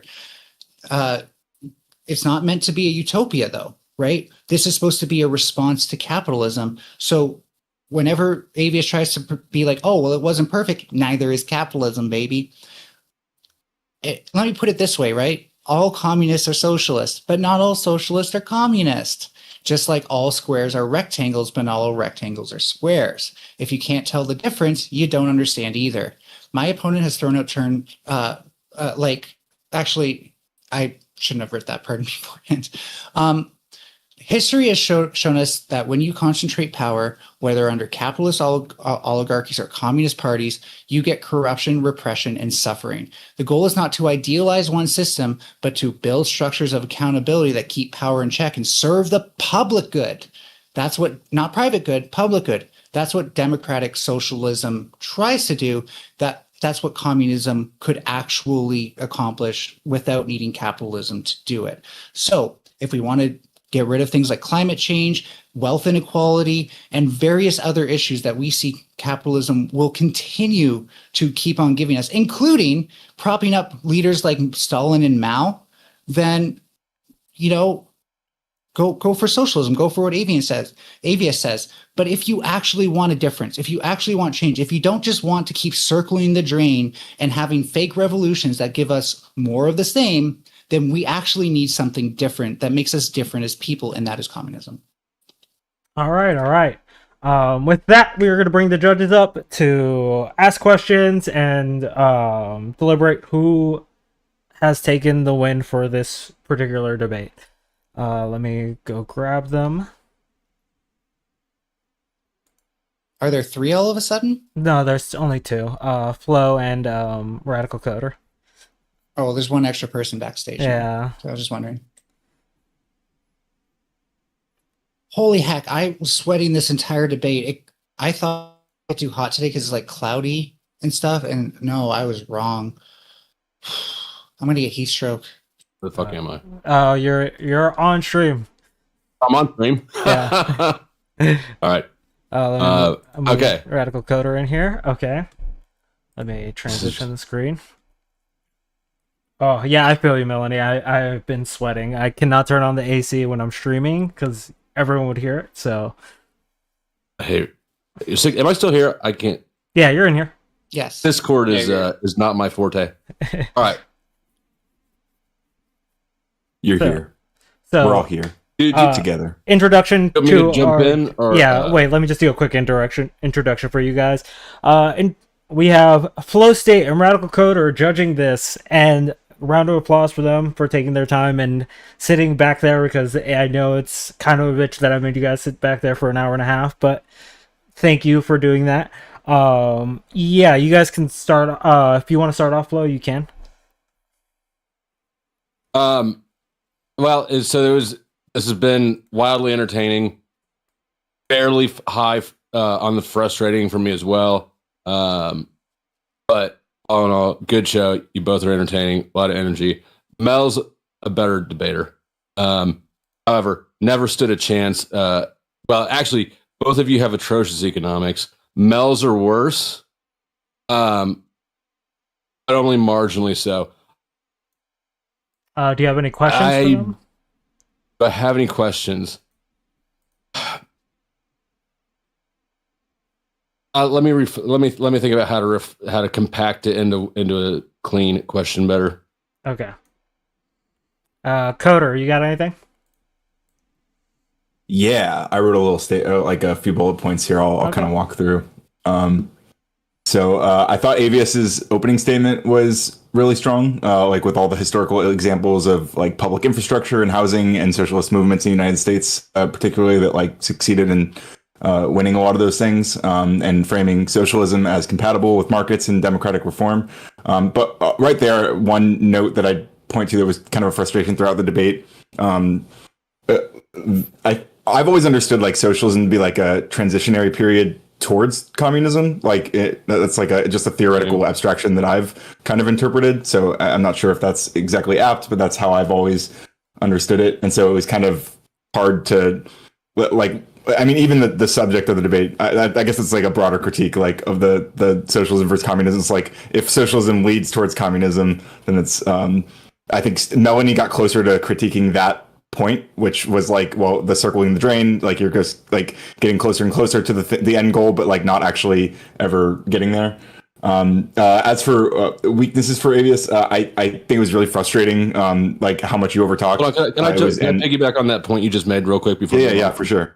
I'm not clear because I agree that socialism is a step towards communism, right? They're different degrees of the same thing in my mind.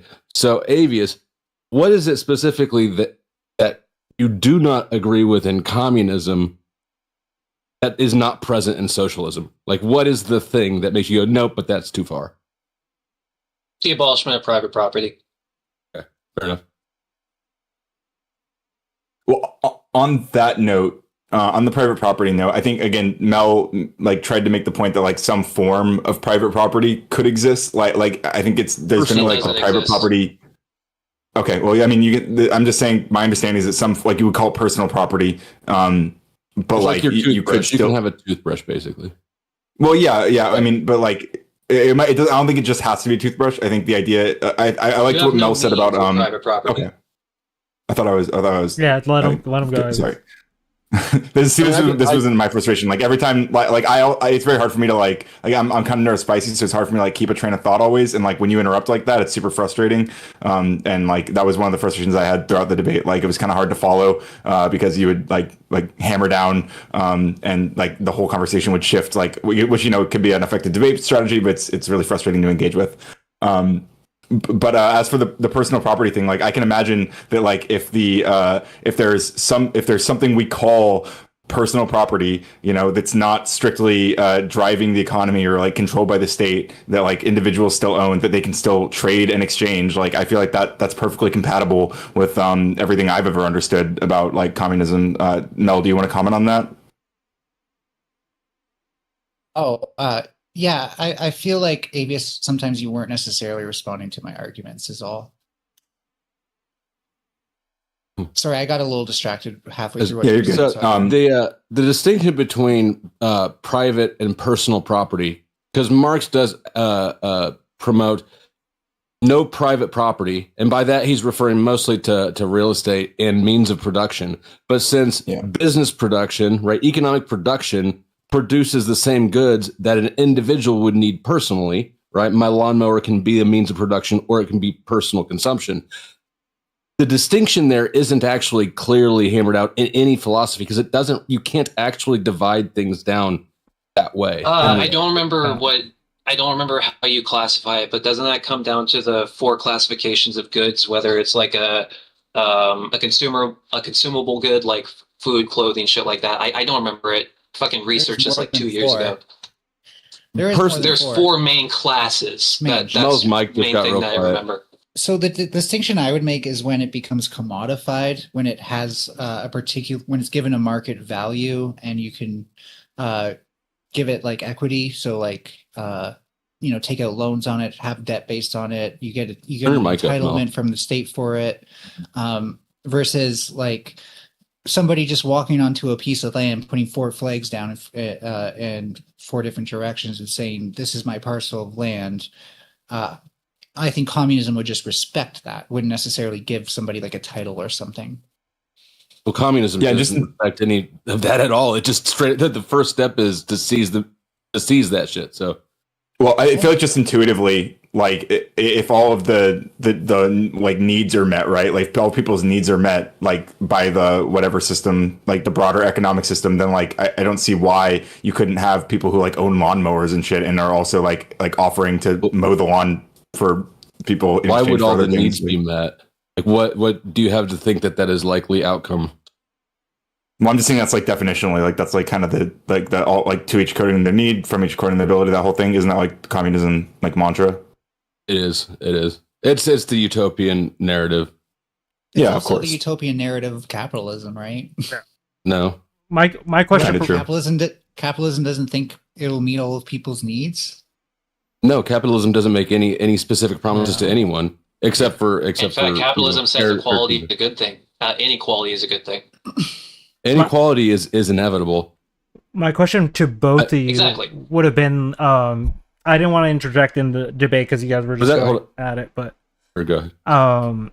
My question would have been, which of these systems can like actually mix with other economic systems and not necessarily have to remain in its purest form? Because as we understand, nothing exists in its purest form. Even capitalism, as we see it today, has regulations that we have to look upon. So which of the 2 systems would you recommend for that kind of situation? Would have been my question. For a mixed economy? Yeah, for a mixed economy. Yeah, probably one that's more like on the spectrum between socialism and communism, has still retains some socialistic elements, but also definitely rethinks things like private property. Yeah. Aavius. Democratic socialism, you can still have your house. The government, in fact, if you're going to lose your home in a democratic socialist economy, they'll make sure you don't lose your home. Maybe there's some fucking rebates or something that the government has to offer to make sure you don't get fucking ass handed to you. So obviously it would be capitalist, socialist democracy. Why should... So if you want a communist leader who lets you keep your home, look for a communist leader that says that your home is your personal property. Every communist leader will take my home from me, and then they'll decide after the fact if my home owns. If I have a mansion in a communist economy, no, I'm getting my house taken from me and I'm never getting it back. Well, and I could have been a hard fucking worker. Need a mansion. You understand that the distinction between socialism and communism is not respecting personal rights very much and not respecting them at all. Sorry, I mean, never mind. Well, go ahead. Go ahead, Flo. I just think it's just weird hearing Aavius push back and treat which I agree with him. Communism is massively and totally abusive of individual property rights. But socialism is basically the same, right? We're talking about degrees, not differences. Depends if you're talking historical socialism or Bernie Sanders socialism. If you're talking historical socialism falls more in line with what Mel is saying, but people don't use that version of socialism anymore. I'm talking Bernie Sanders socialism, which would be more. Is Bernie going to take my toothbrush? Which is actually democratic. No, Bernie doesn't. No, Bernie wants to reimburse your toothbrush. No, Bernie wants to take my toothbrush and give it to you. Which is actually which is actually social democracy as opposed to democratic socialism, to be clear. I think, Aavius, my biggest issue with your arguments is that whenever you refer to Sullivan or Mao, you're referring to them becoming authoritarians. And so, like, they never changed. All these fears you have of them, like, taking all this stuff and trying to do these things, a lot of that happened because we gave them authoritarian control. And there are plenty of ANCOMs out there. Who is they? There are plenty of ANCOMs out there, anarcho-communist, who don't think the state should have any power, and thus, it should not just be stateless, but there should be nothing for an authoritarian to dig their fingers into. Who is the they that gave Stalin control?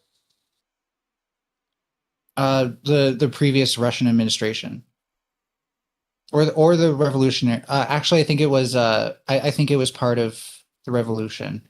I'm terrible with history, and that would be like if you want to make fun. I remember when I said earlier about strongmen. History. Yeah. You remember earlier what I was saying about strongmen taking the reins and people like you get sent to the fucking gulag? That's exactly what happened with Stalin.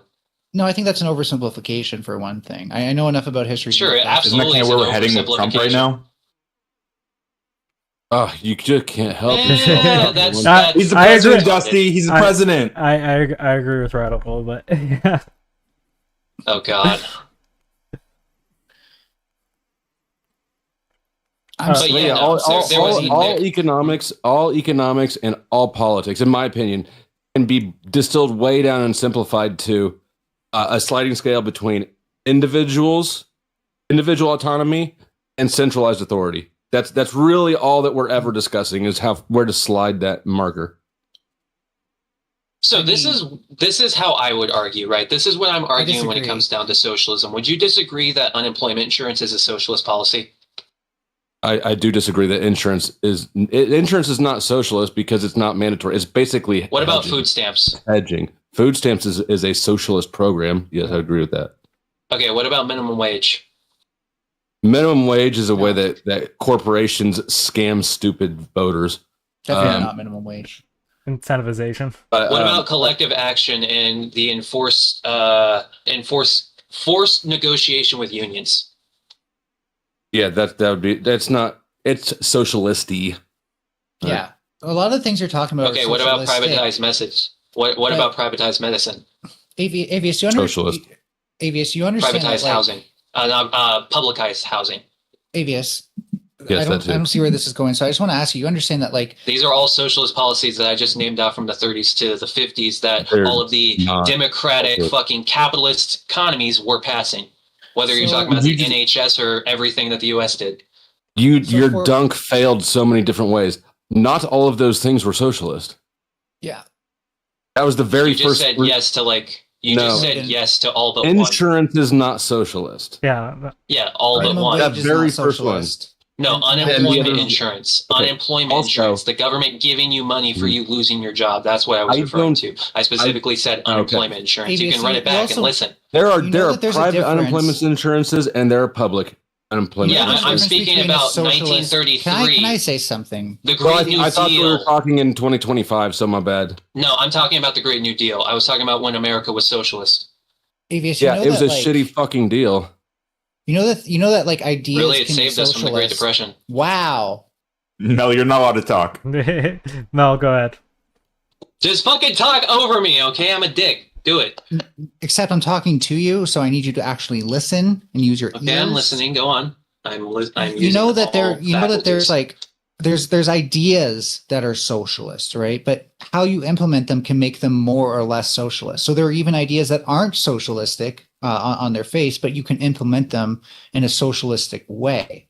I think that's the confusion you're having with flow state here, is that some of these ideas could be very socialistic, but the way we implemented them were not, like minimum wage. That certainly fights against things like capitalist exploitation, but it's never been implemented in a socialist way. No, it way. enables capitalist exploitation explicitly by setting in expenses in place that I was only talking the big about its idea upon conception. Not when it was implemented. Well, Mel, what good is When it was implemented, it was the equivalent of saying each person in the United States gets $25 an hour minimum wage. That's what it was when it was implemented. If something's outcome does not correspond with the idea it initially had, why would you continue to act as if the idea is viable when we know that the outcome? That's my criticism of capitalism to this point, and why I think like capitalism digs itself. Capitalism works. What the fuck are you talking about? And it clearly works better than communism. My problem is that capitalism entrenches itself so deeply in our lives that even if it killed us to still be capitalist. What do you mean by what is capitalism entrenching itself in our lives? Do you mean are you referring to the drive for resources that every organism on Earth engages in? Well, yeah, when it defines the way that we do exchanges and trading and stuff like that, and assumes itself as the default, then it's entrenched. Well, okay. So which part? So you think that we shouldn't trade with each other, or we shouldn't have to put? I think that there's more than one way of trading. There's more than the capitalist form of trading, and therefore, what is the other way of trading? Like us deciding to make a trade. Like there's barter for one, the obvious one, right? That's trade, right? I'm not talking about like stock market trading. I'm talking about like exchanging goods, right? For services. That's capitalism at its most rudimentary form. So what is another form of exchange aside from oversimplified? I know, but we're just trying to distill it down to the basics. Yeah, I feel like when we distill it down to the basics, the core of capitalism, it's like a particular form of private property that we're looking at. You guys have an issue with rich people. You have envy, and you want to steal rich people's money. Like, let's be real. That's what socialists and communists want. There's no virtue. It's literal envy and theft. Now, that aside, though, if you have issues with, and I agree. I definitely don't envy Elon Musk. That guy's a pathetic sad loser. For instance, this is something I agree with every wacky socialist, communist, whatever, on earth with. The dollar, the Federal Reserve System is parasitic and exploitative, right? We can all agree with that. But that's not actually either system. That's a Ponzi scheme within a system. So I don't really want to get into like what is and is. We should have done all this at the beginning. Yeah. Or even before the debate started. But like I think the core thing is that for me, I look at these all and this is like legitimately my perspective. These are all social experiments. And if we actually treated them like social experiments, then capitalism would be a long debunked hypothesis. Yeah, Burkina Faso was a socialist experiment. Yeah, they were an experiment. And you know what? Burkina Faso even ended their fucking famine that was going on. The communists ended the famine. And then they were overthrown and brutally murdered. The communists ended the famine? Yes, the communists within Burkina Faso ended the famine, and then they were killed. Violently overthrown by their own people. So communism could work if the communists just didn't get killed. It just never happened. But this time it wasn't the CIA, it was their own people. Sure. The thing about because communism, here's the thing. They got the people the food, but they stole the people's land, and the people weren't happy about that. It just takes like the most simplest understanding of human behavior to recognize that communism guts everybody's incentive. Like the incentive structure for producing goes out the window entirely. Not really. Like if you benefit from a community that has things, and you're part of that thing that you're part of the what's the word I'm trying to think of? The workforce that creates. If I had an ownership interest in it, maybe. I'm going to try again. So if you're part of a community that has things and you appreciate that, and you're also part of that workforce that creates things, it would seem kind of contradictory to both appreciate this and not continue to work for it. I think communism allows participation. I think communism allows participation by appreciation rather than trying to create a profit motive, which actually Don't you think that it would make sense that in order to incentivize the mechanism you just described, we would then give people rewards and incentives and increased stake, right? If you put more effort into your community, shouldn't you maybe get a bigger chunk than say me, who's just sitting here lazy? I mean, if you want to get into like credit and stuff like that, like I don't. I'm just talking about the basic incentive. I mean, do you think like capitalism is like a meritocracy? Will you stop trying to pivot and whataboutism and just answer the questions I keep asking? Like every time I'm trying to get to something here, radical coder's like, oh shit, he's gonna. Hey, let me barely said anything. Fuck off! I barely talked at all. Eat my ass, dude. And it's already too fucking much. I don't even know what's happening anymore. Thanks, but I will say, like, I'm just going through the questioning part, and then we'll do the voting. Because let me just what I keep trying to get to is that basically you're doing a terrible job at it, by the way, getting to whatever you're trying to get to. You suck at it. You three dumb fucks, besides Hornet, all say this kind of vague claim that there's something about capitalism that's wrong and needs to be stopped or ended or changed. What is it specifically about capitalism that is bad? Yeah, the profit. The erosion of the middle class. Okay, wow, I wasn't answering there at all. Good job, Aavius. I answered. We were all three asked. I gave an answer. Go ahead. You literally started talking after I started talking. Like, you need to have a filter, dude. I don't have the best. I'm sorry, I didn't realize you had the speaking stick. Guys, fuck. Just answer the question now. When I hear someone else talking, I shut the fuck up. That's a lie. For the most part, he finished talking. All right. But when I start talking, I responded when he stopped talking. Wait. When I start talking, because I'm assuming that nobody else is about to talk, and then I hear someone else talk, then I'm like, oh shit, I was wrong. Maybe I should stop talking. I don't just keep yapping, especially because when there's delays on these things. What have I been wrong about? You started talking second. So, going back to this whole thing, keep spurging. The main problem with capitalism is that when greed is incentivized, then the will of the people is no longer reflected by the markets. The actual functional value of things, the real value, not just the market value, is no longer reflected in the prices we pay. And so you don't think that individuals should gain a benefit from the effort they put into the system? No. The benefit you gain from putting stuff into the system is having a better system to live in. Or just well-regulated which is a profit, right? You're a gear in the cog, right? No. You can't fucking make an effect on anything. Going back to Aavius' questions about the park, the person who wants to have a nicer park is the one who cleans it, because then they get to go to the park and enjoy it being clean. But the issue is that if I put in the effort, for instance, then you're saying that I should not be able to benefit from my effort unless everybody can benefit from my effort. Yeah.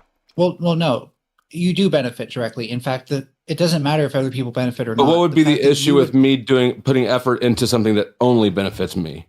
Right? Like, why does it have to be the community park? Okay, so then, but that increased value is profit. Profit doesn't have to be like, quarterly earnings at a mega corporation. Profit is just the increased value from the activities you engage in. Right? It's the benefit to the engager. Profit is fantastic. It's prosperity. We should all want everybody to have more profit. Wait, I'm trying to let. I'm gonna let Coder in here. Profit can only take monetary form. Wait, I'm gonna let Coder in here because Coder hasn't said a lot. Yeah, I always understood profit in like the Marxism sense to be specifically like the excess value that's not being paid, like the difference between like what workers are producing and what they're being paid. So that is garbage. That is the Marxist perspective on it. I guess I don't know if you want me to. It's an oversimplified and inaccurate one because the economic productivity is not zero sum. Right, even in the most oppressive employment environment, the employees still go to work because they're better off in that scenario than the alternative one in which they don't go to work. Right. So Ryan, that's not exactly what Marx would say. Marx would say that like profit is he would define it as like I forget, specific value or something like that. There's real value and then there's like special value. And the special value comes from like basically everything you don't have to spend to keep the business running. right? So after all of your costs and maintenance and paying the workers, then profit. He essentially agrees with what profit is, but he points out that profits make the value that the worker contributes invisible to the consumer. So when you're paying a price for something, you're not seeing how much the corporation profits. You're just seeing a mix of those two indices, how much it costs to run the business and how much they're trying to profit. Well, So, I mean, why would the consumer be concerned? Like when I buy a lighter, I don't give a fuck about the whole process of it. I just want the lighter. Here, take $1, give me a lighter. well, what Marx says is that profits serve to undermine the working class. I absolutely 1,000% disagree with that. I think that profits empower the lower classes, right? Like if as I just you pointed out, you can't have prosperity at the lower classes if the production owners don't have any prosperity to pay down with. You know what I mean? So like let me it's explain just this again. By making invisible the value that the workers themselves actually produce, it doesn't matter how much that worker works. Their value it's is not made reduced down to invisible. It's visible to the workers. Because again, as a consumer, I have no idea how much I'm paying for actual work, like labor, or versus just for some greedy CEO. Now, what that does to workers, flow state. Let me finish. What that does to workers is it means that their value is no longer how much they actually produce. It's how much profit can they produce. So you see how that changes the relationship from the actual value of labor to the value of a laborer to a CEO. Yes. When I buy a lighter from Bic, I am not transacting with any of its employees. I am having a transaction with the company. The company has a separate transaction with its employees. So if the company was owned by all the employees, then would you be having a transaction with the employees? No, I would still be having a transaction with the company, which is the entity selling the lighters. The employee who makes the lighter doesn't sell the lighter. I'm only engaged with the seller. Then what's the point of even having these corporate fictions to begin with? Why don't we actually go back to it allows for group efforts on a single enterprise? Sure, but why can't we have group efforts on a single enterprise where you're actually again having transactions with the workers of that enterprise rather than some corporate fiction? We don't want that. Nobody would want that. That's insanely cumbersome for no reason. Well, no, I think that goes back to more organic ways of socializing and actually creating markets for social value. When you actually people gain social value out of getting their needs met, not out of talking to every fucking person involved in making a pencil. When you actually know the person you're dealing with and they know the person who they're selling something to or screwing over, it becomes harder to have a lot of the nefarious end games that we see capitalists have today. Many people knew the guy that worked down the street for them in fucking in the Rust Belt, right at the car dealership or the people rip car off factory. People close. People knew the people that worked at Dodge. However, I still bought a Japanese car. It didn't fucking matter because the Japanese car was cheaper. Yeah. But regardless, my friend worked at the Ford factory. That's an issue of access. That's a difference. That's our economy is far too complex for that scenario to be plausible. Anyways, we have too many goods. Very true. I would say it's an issue of incentive, but that's beside the point. Coder, Flo, let's get into the final deliberation on who do you think won this? I think that Mel won the debate, mostly because Mel took, even though I think that Mel's position is worse, I want to make that clear.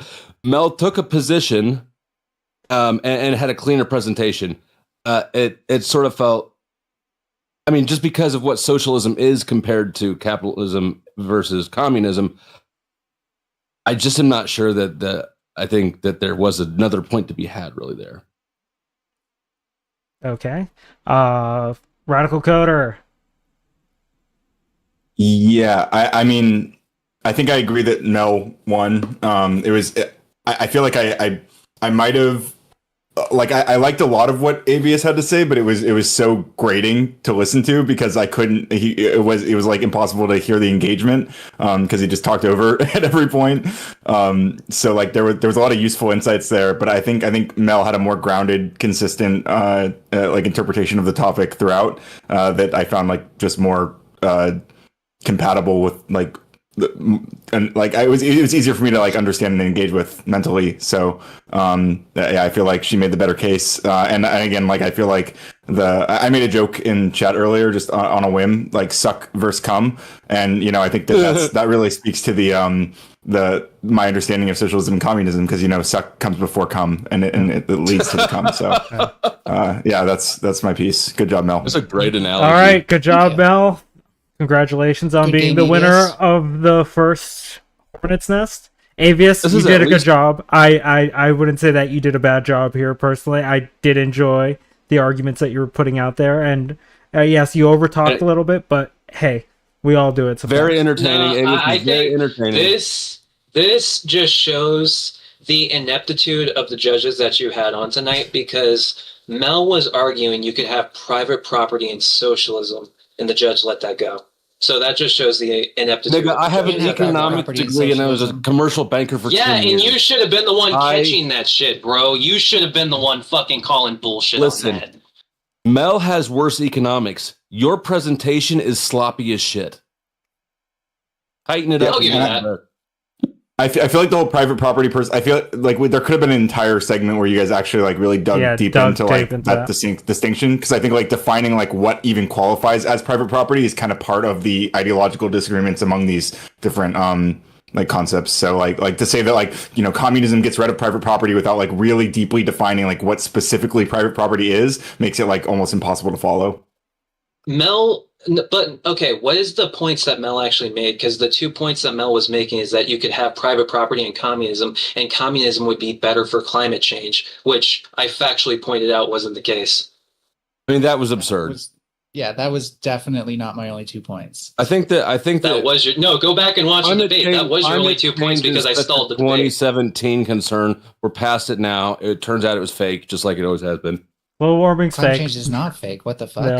No, no, it's not, Flo.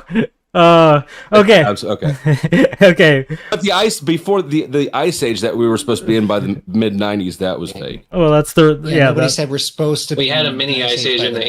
1800s. all right. Yeah, see, people don't talk about the mini ice age in the 1800s. All right, we already guys. had the ice age. Now we're going in the warming period. All right, guys. I'm gonna give everyone an opportunity to shout out their channels and shout out any plugs that you guys want to throw out there. What's coming after this? Is there an open panel? No, I it's came before it. this is just a strictly debate show. Okay, cool. Just wondering. Um, So I'll go first. I'm Melanie Cosmic Fox. I guess champion debater for tonight, but mostly self-proclaimed because I think that that's a ridiculous title to even give yourself. But yeah, thank you, Hornet, for hosting this. It was fun, aside from my place being way too hot and me being a literal bag of sweat. But and thank you to the judges for choosing me, of course. No, but for also trying to thank you take for that the somewhat tip seriously. before the stream. Yeah, oh yeah. I'm rich enough to be giving people money for that too. Oh, they're gonna demand a makes sense. recount. And thank you, of course, to Aavius for bringing what I'm sure was his best, because that was a fun debate. That was fun. And I am restreaming this right now. I'm not going to be on long, but if you can panel up for a little bit, I'm cool. Hang around for a little bit longer. I'll put the link out for whoever wants to join. Yeah, I'll probably go over there for a All little right. bit. Radical Coder, or do you have anything I'm else? Radical Coder. Wait, let me This is Umbreon, my sidekick. let me move my. And yeah, we do a lot of debates over on my channel. We did like a really fun vibe coding session last night. So like if you're into coding or ever well, I mean, if you want to know, you should come over to my channel sometime. Flo, it's pretty and interesting. I can teach you.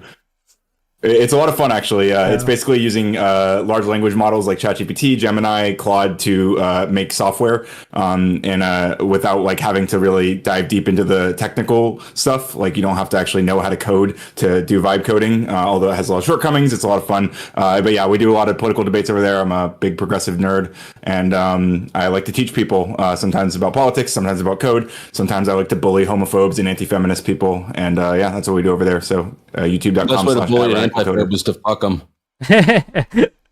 Based. Fuck the anti-feminists. Yeah. Or whatever. I think he was saying the homophobes. Flow State of the Powder Dusty, my new channel that I use now is the Powder Dusty because Flow State was a monetization nightmare, even though it did get remonetized like a week ago. So anyways, Based. check me out at the Powder Dusty. And if you're watching on my end, and you haven't subscribed to Avoided Hornet, his name is tagged in the title. Thank you for that. Aavius. I am Aavius A. You can find me on YouTube at Aavius A, where I do autistic debates like this. Promise you more. Normally I'm better than this, but frankly, yeah, I just fucked up today. I've had other shit on my mind, so it was a preoccupied occasion. But no, I had fun today. If you want to see me in the future, please go follow my channel at Aavius A. But until next time, I had fun doing this.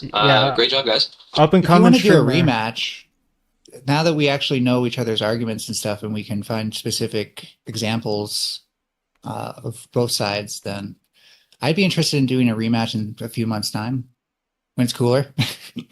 I would judge that, or I would judge that again. I think this was fantastically entertaining. I think in a few months' time, Aavius could stomp you if you know you can get that attention.